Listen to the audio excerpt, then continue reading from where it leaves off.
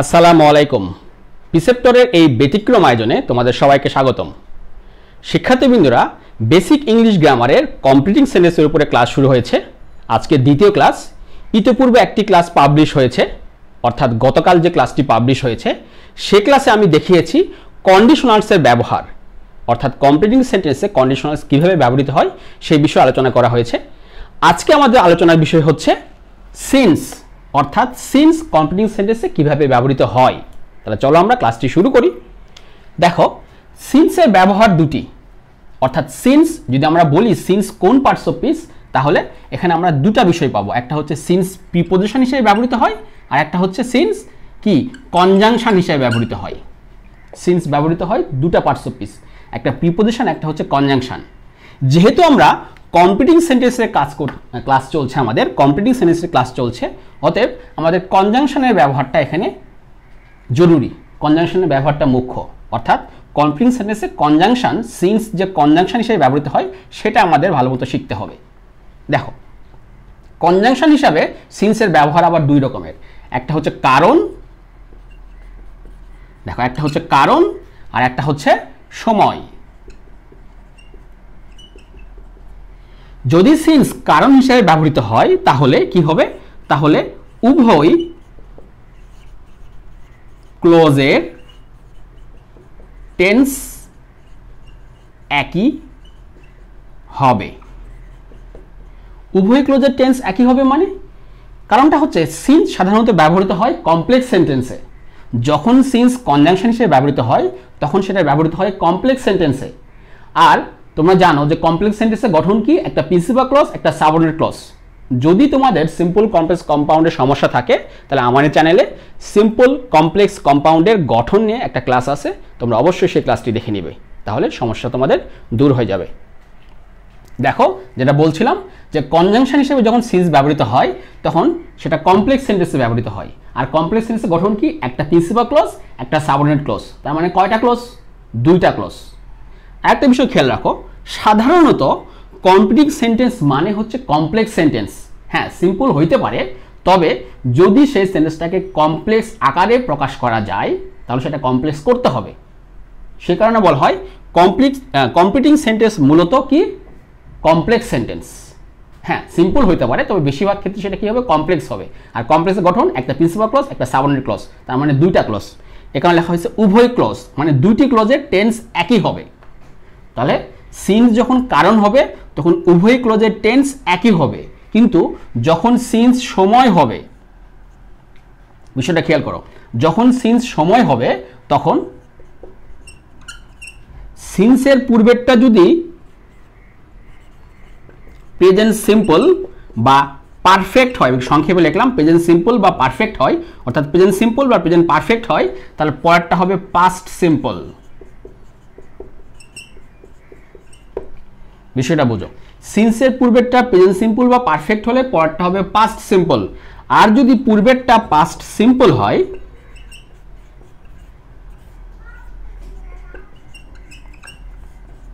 পরেরটা হবে past perfect.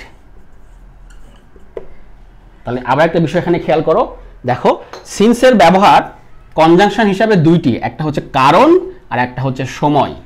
যখন কারণ হবে তখন উভয় ক্লজের টেন্স, অর্থাৎ প্রিন্সিপাল ক্লজের টেন্স এবং সাবঅর্ডিনেট ক্লজের টেন্স একই হবে, দুটো একই টেন্সে হবে। যখন সময় হবে তখন সিন্স সাধারণত মাঝখানে বসবে। সেক্ষেত্রে সিন্সের পূর্বেরটা প্রেজেন্ট সিম্পল বা পারফেক্ট হলে পরেরটা পাস্ট সিম্পল, আর পূর্বেরটা পাস্ট সিম্পল হলে পরেরটা হবে পাস্ট পারফেক্ট। তাহলে চলো আমরা কয়েকটা উদাহরণ দেখি। যেমন, since he made a mistake, দেখো since he made a mistake he did not get mark। একটা বিষয় খেয়াল করো, এখানে সিন্স কিন্তু কারণ, যেহেতু সে একটা ভুল করেছিল সেহেতু সে মার্ক পায় নাই। এখন দেখো মেড, এটা কি V2 না? ভার্বের V2 ফর্ম, পাস্ট সিম্পল এটা। তাহলে ডিড নট গেট, একটা বিষয় খেয়াল করো, ডিড নট গেট এটাও তো ভার্বের V2 ফর্ম, পাস্ট সিম্পল।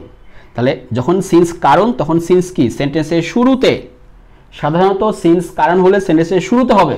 সেক্ষেত্রে উভয় পাশের যে ক্লজ, অর্থাৎ এটা প্রিন্সিপাল ক্লজ, এটা সাবঅর্ডিনেট ক্লজ, দুটা ক্লজ একই টেন্সে হবে। এখন এখানে একটা বিষয় আছে, সেটা হচ্ছে যখন সিন্স কারণ অর্থে ব্যবহৃত হবে, কারণ অর্থে কিন্তু তোমার অ্যাজ বা বিকজ ব্যবহৃত হয়। কারণ অর্থে কিন্তু অ্যাজ, বিকজ, সিন্স একই বিষয়, অর্থাৎ সিন্সের জায়গায় অ্যাজ বা বিকজও থাকতে পারে। তাহলে সেক্ষেত্রে আমরা এখানে অ্যাজ বসাইতে পারি, সেক্ষেত্রে আমরা এখানে বিকজ বসাইতে পারি। দেখো, because he made a mistake he did not get mark, as he made a mistake he did not get mark. তবে এখানে বিকজ বসানোর চেয়ে অ্যাজ সিন্সটাই বেশি অ্যাপ্রোপ্রিয়েট। তাহলে as he made a mistake he did not get mark, since he made a mistake he did not get mark. আশা করি তাহলে কারণটা বুঝতে পারছো। এখন আসো সময়ের ক্ষেত্রে। দেখো, সময়ের ক্ষেত্রে কি বলা হয়েছে যে সিন্সের পূর্বেরটা প্রেজেন্ট সিম্পল হলে পরটা কি হবে, পাস্ট সিম্পল। সিন্সের পূর্বেরটা প্রেজেন্ট সিম্পল হলে পরটা হবে পাস্ট সিম্পল। যেমন একটা সেন্টেন্স অনেকবার ব্যবহৃত হয়, পরীক্ষায় আসে, ইট ইজ 10 ইয়ার্স, এরপরে দেওয়া থাকে সিন্স, এরপরে দেওয়া থাকে ডট ডট ডট। এখন খেয়াল করো, ইট ইজ 10 ইয়ার্স এটা কি প্রেজেন্ট সিম্পল, তাহলে এরপরে কি হবে, পাস্ট সিম্পল হবে। তাহলে it is 10 years since I left my village. It is 10 years since I left my village. এখন প্রেজেন্ট সিম্পল বা প্রেজেন্ট পারফেক্ট হইতে পারে। যেমন যদি এই সেন্টেন্সটা এরকম থাকে যে 10 years have passed since, same case, I left my village. দেখো, কারণ এখানে লেখা আছে প্রেজেন্ট সিম্পল বা পারফেক্ট হলে পাস্ট সিম্পল। এটা present simple, it is 10 years, এটা পাস্ট সিম্পল। এটা present perfect, 10 years have passed, present perfect. Present perfect হলেও পাস্ট সিম্পল, প্রেজেন্ট সিম্পল হলেও পাস্ট সিম্পল। আমাদের সূত্র তো সেটাই বলছে। আশা করি বুঝতে পারছো তোমরা।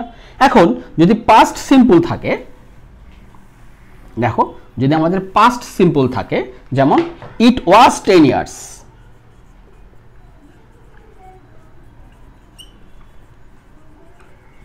ইট ওয়াজ 10 ইয়ার্স, এটা পাস্ট সিম্পল।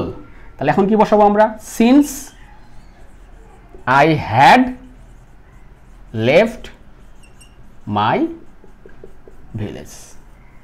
একটা বিষয় খেয়াল করো, এখানে সিন্স মাঝখানের সময়, তাহলে এই পাশে কি পাস্ট সিম্পল, এই যে পাস্ট সিম্পল, তাহলে এই পাশে কি হবে পাস্ট পারফেক্ট, এই যে হ্যাড লেফট। তাহলে সিন্সের পূর্বেরটা প্রেজেন্ট সিম্পল বা প্রেজেন্ট পারফেক্ট হলে পরেরটা পাস্ট সিম্পল, আর পূর্বেরটা পাস্ট সিম্পল হলে পরেরটা হচ্ছে পাস্ট পারফেক্ট। আর যখন কারণ হবে উভয় ক্লোজের টেন্স সেম হবে। কারণ অর্থে অ্যাজ বা বিকজও বসতে পারে, তবে অ্যাজ আর সিন্স এই দুইটা বসানো বেশি ভালো। এখন দেখো, আমি একটু আগে বললাম যে সিন্স কনজাংশন হিসেবে ব্যবহৃত হয় কমপ্লিটিং সেন্টেন্সে, কিন্তু সিন্সের কিন্তু আর একটা পার্টস অফ স্পিচ গত ব্যবহার আছে, কি সেটা, প্রিপোজিশন। সিন্সের ব্যবহার প্রিপোজিশন হিসেবে হয় কিভাবে, দেখো আমাদের একটা কমন সেন্টেন্স আছে, I have been reading since morning. আরেকটা যদি সেন্টেন্স লিখি আমি, যে I have lived here since 2010। দেখো এই দুটো সেন্টেন্সে সিন্সের ব্যবহার আছে, যেমন এখানে সিন্স, এখানে সিন্স। এখন এই দুটো সেন্টেন্সে কিন্তু সিন্স কনজাংশন নয়, এই দুটো সেন্টেন্সে কিন্তু সিন্স প্রিপোজিশন। কারণ আমরা জানি প্রিপোজিশন অবস্থান কার পূর্বে, নাউনের পূর্বে। নাউনের পূর্বে সবসময় প্রিপোজিশন বসে। তাহলে এখানে মর্নিংটা নাউন, এখানে দেখো মর্নিংটা হচ্ছে নাউন, এখানে 2010 এটা একটা নাউন, আর নাউনের পূর্বে যেটা বসে সেটা কি, প্রিপোজিশন। তাহলে I have been reading since morning, আমি সকাল থেকে পড়ছি, প্রেজেন্ট পারফেক্ট কন্টিনিউয়াস টেন্স, এখানে সিন্স অ্যাজ এ প্রিপোজিশন। আর I have lived here since 2010, এখানে সিন্স হচ্ছে প্রিপোজিশন। এখন এখানে একটা বিষয় নিয়ে তোমাদের ঝামেলা পাকে, সেটা হচ্ছে এই যে প্রেজেন্ট পারফেক্ট কন্টিনিউয়াস টেন্সে কখনো আমরা কি কখনো ফর বসাই, কখনো সিন্স বসাই। এটা নিয়ে একটু অনেক স্টুডেন্টের ঝামেলা হয় যে কখন ফর বসে কখন সিন্স বসে। দেখো, I have been reading since morning, যদি সেন্টেন্সটাকে আমরা এভাবে লিখি যে I have been reading since 2 hours, তাহলে কি সেন্টেন্স হবে? না, তাহলে কিন্তু সেন্টেন্স হবে না। কারণ কি দেখো, সেক্ষেত্রে কিন্তু এখানে সিন্স বসবে না, সেক্ষেত্রে এখানে বসবে ফর। কারণ কি দেখো, সিন্স ব্যবহৃত হয় যখন নির্দিষ্ট কোনো সময় দেওয়া থাকে, নির্দিষ্ট কোনো সময়। তো দেখো, I have been reading since morning, সকাল থেকে। আবার বলি, সিন্স ব্যবহৃত হয় থেকে অর্থে, যেমন I have been reading since morning, সকাল থেকে আমি পড়ছি, সকাল থেকে, সময়টা নির্দিষ্ট। কিন্তু I have been reading for 2 hours, আমি 2 ঘন্টা ধরে, এই ফর অর্থ হচ্ছে ধরে বা যাবত, ফর অর্থ হচ্ছে ধরে বা যাবত, 2 ঘন্টা ধরে। নির্দিষ্ট পয়েন্ট অফ টাইম হলে সিন্স, আর পিরিয়ড অফ টাইম হলে এই যে ফর, যেটা বাংলা অর্থ হচ্ছে ধরে বা যাবত। তাহলে প্রেজেন্ট পারফেক্ট কন্টিনিউয়াস টেন্সে তোমাদের যে ফর এবং সিন্স, এইটা নিয়ে আর কখনো সমস্যা হবে না। আমি আবার একবার রিপিট করতেছি, যখন নির্দিষ্ট কোনো সময় দেওয়া থাকবে যে আমি সকাল থেকে পড়ছি, সকাল থেকে বৃষ্টি হচ্ছে, তাই না?